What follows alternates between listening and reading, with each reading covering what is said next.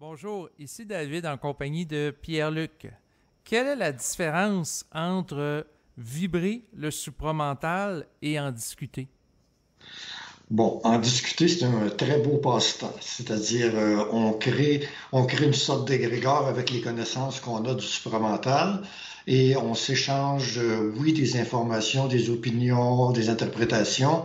C'est ça une discussion, en fait. On émet du matériel, mais qui n'a pas nécessairement de vibration dedans. C'est-à-dire que ça se passe sur le plan de l'intellect davantage. Et souvent aussi sur le plan affectif, on échange des émotions, on est enflammé, on est envoûté par ce qu'on dit, et ça peut être intéressant comme passe-temps.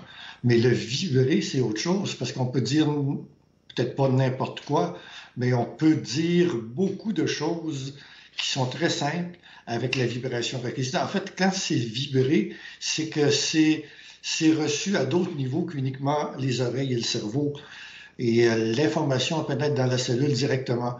La différence principale est que, un, la discussion se passe au niveau intellectuel surtout, et en partie au niveau de l'âme, tandis que la vibration se passe au niveau de l'énergie de l'esprit.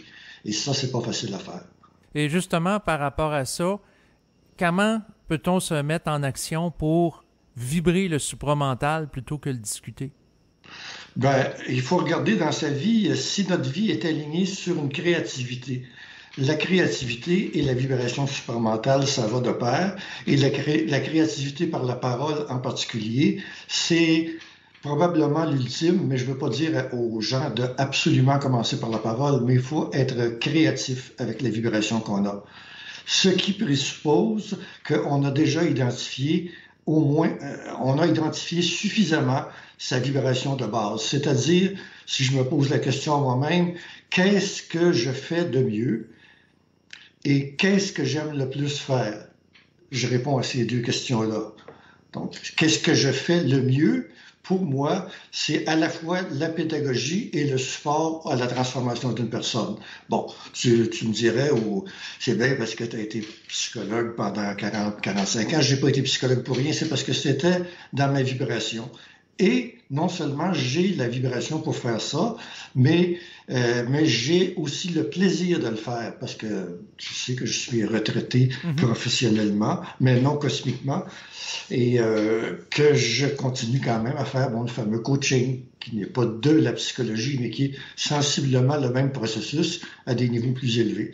Donc les deux questions pour s'orienter dans une énergie vibratoire, c'est qu'est-ce que je sais faire de mieux, le mieux. C'est quoi le mieux que je sais faire? Traduis-moi dans ça en bon français. Ben, c'est, Qu'est-ce, c'est, c'est pourquoi que j'ai plus d'habilité, de talent. oui, la question, c'est pas la même chose. Non, parce qu'on va chercher intellectuellement nos talents. C'est une réponse viscérale, on va dire viscérale, spontanée, immédiate. Qu'est-ce que je sais faire de mieux? À chaque fois que je pose ça à une personne, en général, si elle n'est pas trop retenue, elle va me dire ta ta ta ta. Ça va me dire c'est la communication. Elle va me dire c'est le travail avec les animaux. Ta ta ti, bon. Et ça, c'est ce que je sais faire de mieux. Et en complément, si c'est la même chose, souvent c'est la même activité ou le même domaine. Qu'est-ce que j'aime le plus faire? OK, ça, c'est au niveau du jeu. Mais si on y va sur un plan impersonnel, à savoir, Oui. qu'est-ce que ça dit que tu fais le mieux? Je comprends pas ta question. OK, c'est que sur le plan personnel, on peut poser la question en termes de jeu, Oui. mais d'une manière impersonnelle, au niveau canalisation esprit, ça serait de voir qu'est-ce que ton esprit, ta source, te dit Ah, ce que ça, tu fais. ça, oh, cher David, je comprends ce que tu veux me dire, mais quand je travaille avec des gens, puis même pour moi-même, je me sers du jeu. Je m'engage pas présentement avec mon niveau de développement qui est relatif, je m'engage pas à essayer de chercher au niveau de l'esprit, parce que l'esprit va me donner ce qu'on appelle l'inspiration spontanée, ou quelque chose qui est ni censuré, ni pensé, ni réfléchi. Je vais le recevoir de l'esprit, mais j'ai pas besoin de penser à mon esprit. Je pose la question, puis je la pose en jeu. ou tu te la fais. Idéalement, même, c'est quelqu'un d'autre qui te la pose. En tu, qu'est-ce que tu? Et tu réponds en je. Il n'y a pas de problème à ce moment-là à répondre en je. C'est pas un jeu égoïque, c'est un jeu d'identité. C'est un jeu de manifestation de territoire et de vibration interne. Je vois là, que tu voulais peut-être là, me signaler que c'était trop subjectif. Le jeu n'est pas automatiquement subjectif, même si par définition, ça semble l'être. C'est un jeu de réponse spontanée. Je, c'est je.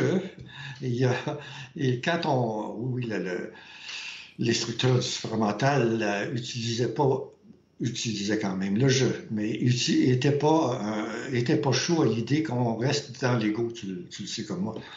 Et pour éviter qu'on reste trop dans l'ego, il faisait monter à d'autres niveaux. Mais présentement, en tout cas avec les gens que je rencontre, puis si je me regarde moi-même aussi, on n'est pas rendu au niveau de l'instructeur dans le contact avec l'esprit.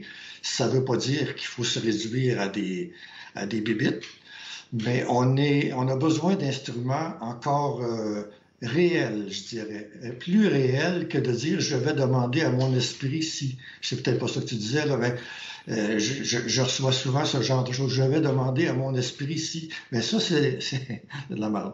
Pardon. C'est de la foutaise, c'est dangereux parce qu'on intellectualise le contact avec l'esprit et dans l'état où est l'être humain présentement, dans le niveau d'évolution où il est mieux d'utiliser des choses réelles qui vont évoquer du réel pour lui. Et je dis pas je pense que, là, on tombe dans l'ego intellectuel. Je sais que, déjà, on a une différence. Je sais que je dois faire ci, parce qu'il y a une troisième question qui vient au niveau de savoir ce qui est vibratoire. D'accord, pour qu'est-ce que je sais faire parfaitement, qu'est-ce que j'aime le mieux faire, mais j'ai perdu mon idée. Qu'est-ce que c'était? En fait, c'était intéressant, là, c'est que tu faisais une distinction, une nuance, en fait, par rapport au jeu qui peut être à la fois servir d'une manière personnelle, mais aussi pour, dans le fond, manifester une vibration. Le travail de l'esprit en soi. Donc, si je te demande spontanément, je te pose pas la question là, parce que c'est pas toi qui es sur la sellette, mais si je demande à quelqu'un, est-ce que pour le projet dont tu me parles, la lumière est verte ou la lumière est rouge, et tu réfléchis pas, tu vas le savoir tout de suite. Ça, c'est une manifestation de l'esprit.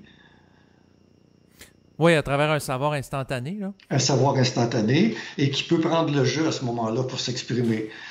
Je vois que ma lumière est rouge. Bon. D'accord. Je vois, il y a un jeu, mais c'est un jeu d'information directe et réelle et spontanée. C'est pas un jeu d'égocentrisme comme j'aimerais que, je souhaiterais, ou j'ai cru longtemps, ou tatati et tatata. Tu comprends la différence? Oui, c'est que le jeu ici n'est pas en relation avec le désir qui relierait la personne psychiquement au plan astral. Le jeu n'est pas en relation avec le jeu, c'est-à-dire qu'il est en relation avec un jeu augmenté. C'est-à-dire un jeu qui est déjà en partie en relation avec le moi supérieur et toutes ces choses-là, la patente d'en haut, là. Donc, je m'exprime de façon indélicate envers les grandes œuvres de l'univers, mais ce jeu-là, qui n'est plus un jeu, mais qui peut se manifester en jeu. Est-ce que c'est du chinois? Je comprends. Non, c'est correct. Mais c'est sûr Qu'est-ce qui te fait rire? C'est sûr que l'esprit est libre de la forme. Donc, il peut utiliser, que ce soit le jeu, le tu, peu importe. Oui. En réalité, il sert de la forme pour véhiculer l'énergie. Fait qu'il va utiliser ce qui est le plus efficace. Exactement. Et pour s'assurer que la personne, parce que là, je parle d'une personne avec qui on ferait affaire, là, qui te demande un service, pour s'assurer qu'elle est réelle, elle peut encore utiliser le jeu, mais sous supervision, si on pouvait s'exprimer comme ça, c'est-à-dire sous la supervision de son esprit et sous la supervision du coach ou du partenaire. Peut-être le mot supervision est un peu exagéré. Enfin, sous la vigilance, disons, de soi-même ou d'une autre personne avec qui tu parles en toute confiance, qui te réajuste à mesure si la vibration du jeu est trop jeu. Tu comprends?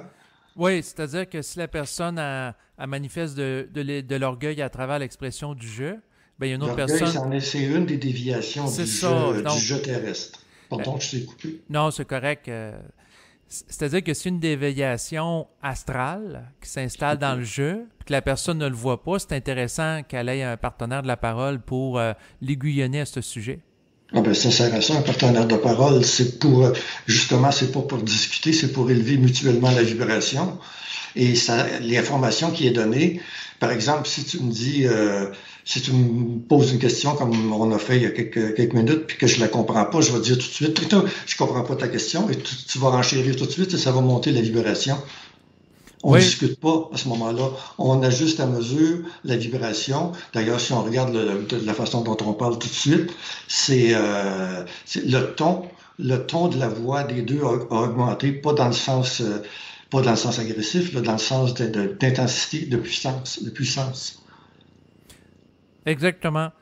Donc, exactement. Bon. Ça devient intéressant d'observer le phénomène énergétique lorsqu'il s'installe, mais pour favoriser la parole qui est de type vibratoire, est-ce que tu as des suggestions à faire aux gens pour sortir de la discussion puis entrer dans une parole qui favorise une mise en puissance réelle? Ben, je veux dire, pour la parole, il faut parler. Il faut parler, mais si tu parles avec quelqu'un qui est capable de te commenter à mesure, parce que la plupart des gens sont, je veux dire, je le dis pas dans le sens péjoratif, je le dis, sont constipés de la gorge. Et c'est normal, ils sont constipés de la parole. C'est un peu constipé de la gorge, si on veut. Alors, c'est pas nécessaire d'avoir suivi des cours de chant ou d'expression sonore ou tout ça. Ça peut aider, mais c'est au niveau psychologique et au niveau psychique que se fait la volonté de parole. La volonté d'évacuer la parole. Drôle de terme, c'est la première fois que j'utilise évacuer. Ça fait penser à un autre orifice, mais c'est très intimement relié en acupuncture aussi, la gorge et l'autre orifice. Ne soyons pas vulgaires. Oui, merci de mettre au parfum de cela. Fait oui, pour le parfum, on passera avec ce que je viens de dire. C'est ça, tu es un vrai laxatif psychique. D'accord. Alors, ça prend un laxatif de la gorge, mais qui n'est pas le même, j'espère. Il ne faut pas se perdre dans la supposition, disons. Je fais des jeux de mots. Bon, alors, ça prend soit une épreuve de vie qui nous oblige à parler, soit une volonté parce qu'on est conscient qu'il faut l'ouvrir, ce centre de la gorge-là. C'est par là que se fait la fusion. On sait, d'après ce qui nous a été donné comme information, que la fusion, et éventuellement la sexualité future va se faire par la gorge. Monsieur David, ne faites pas de joke sur la sexualité. Et t'es au bout. OK. Non, ben, c'est parce que je te connais un petit peu. Tu es très en vie. Alors, mais je parle de sexualité comme ça, je veux dire que c'est le centre, ça sera le centre énergétique principal de l'être humain de la nouvelle race. La gorge, mais la gorge, le thymus, au plan physique, mais la parole ou le verbe, si vous aimez mieux le comprendre comme ça. Autrement dit, c'est une parole qui vibre. Dans l'information qui est passée, c'est une parole qui vibre. Et c'est une parole non pensée, non réfléchie, qui vient d'ailleurs.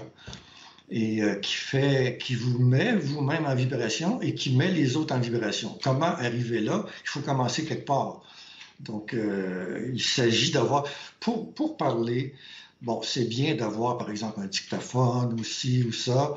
Il y a des trucs là, pour vraiment partir le déblocage, mais idéalement, il y a ce qu'on appelle un talking partner. Ça prend un partenaire qui est capable de contenir la vibration que, par exemple, si c'est toi, ben toi, tu as déjà du travail de fait, mais qui est capable de contenir la vibration et de la propulser plus loin encore, comme tu fais avec moi présentement.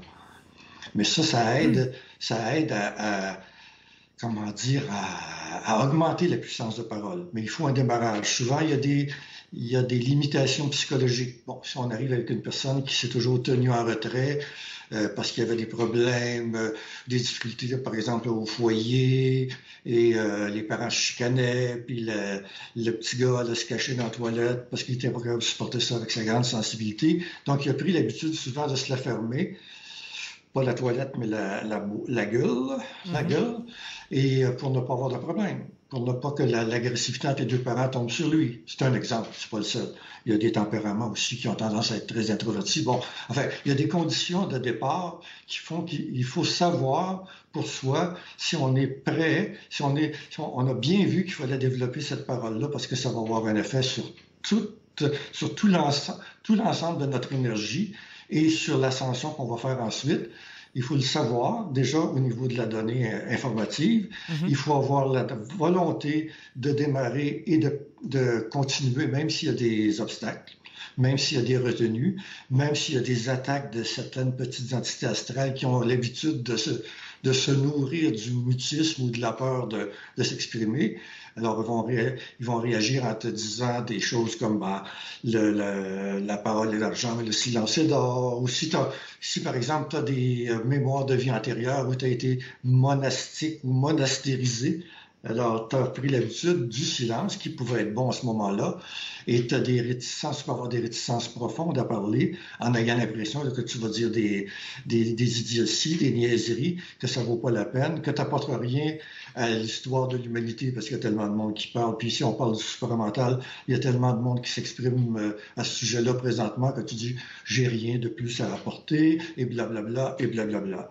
Alors que la seule chose que tu dois savoir, c'est que tu dois t'apporter quelque chose à toi-même en oubliant toutes ces conneries-là qui te sont suggérées dans la pensée et en y allant directement, comme si il dépendait de ta vie, par exemple, d'apprendre à nager et que tu décidais qu'au lieu de prendre des cours de natation pendant 2 ans, tu vas à l'eau tout de suite peut-être avec quelqu'un qui au début va te sécuriser et t'apprends à nager dans l'espace de 30 minutes ou 1 heure. Tu viens de te sauver 23 mois de travail. Exactement. Puis en lien de ça, qu'est-ce que la volonté de parler? La volonté de parler, c'est une décision. Si tu es sensibilisé, par exemple, disons, au matériel du supramental, il n'y a pas que ce matériel-là qui prêche de parler, il y en a qui prêchent de se taire, mais il y en a qui prêchent de parler. Si tu es déjà sensibilisé à ça, que ça te touche, que ça vibre quelque chose pour toi, l'information est bonne, donc tu y vas, point.